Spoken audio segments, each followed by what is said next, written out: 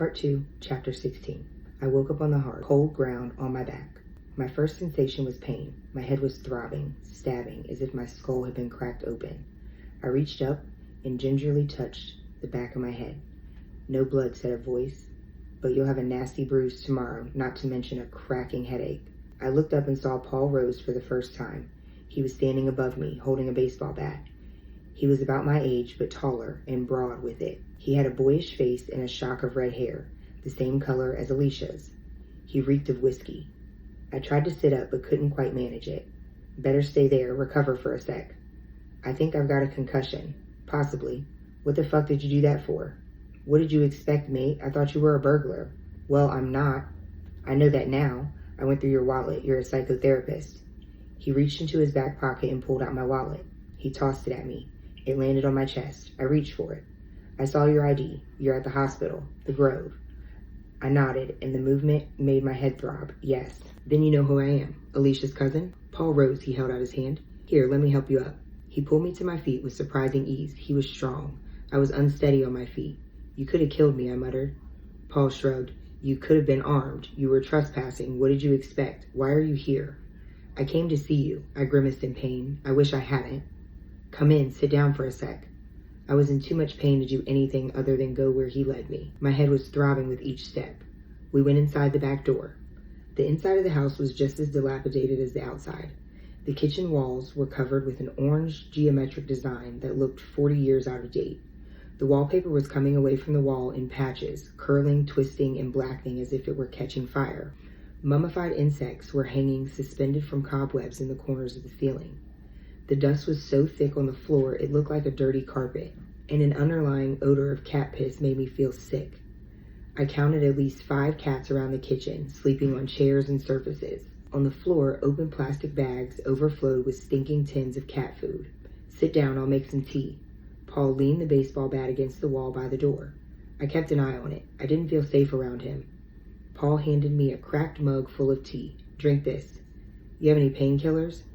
I've got some aspirin somewhere. I'll have a look. Here. He showed me a bottle of whiskey. This'll help. He poured some of the whiskey into the mug. I sipped it. It was hot, sweet, and strong. There was a pause as Paul drank his tea, staring at me. I was reminded of Alicia and that piercing gaze of hers. How is she? He asked eventually. He continued before I could reply. I've not been to see her. It's not easy getting away. Mom's not well. I don't like to leave her alone. I see. When was the last time you saw Alicia? Oh, years. Not for a long while. We lost touch. I was at their wedding and I saw her a couple of times after that.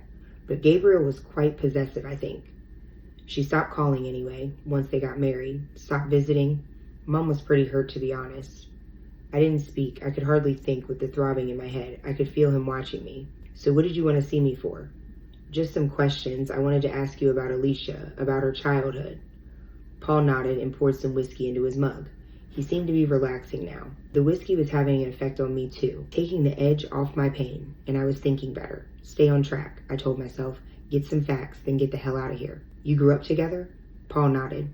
Mom and I moved in when my dad died. I was about 8 or 9. It was only meant to be temporary, I think. But then Alicia's mother was killed in the accident. So Mom stayed on to take care of Alicia and Uncle Vernon. Vernon Rose, Alicia's father? Right.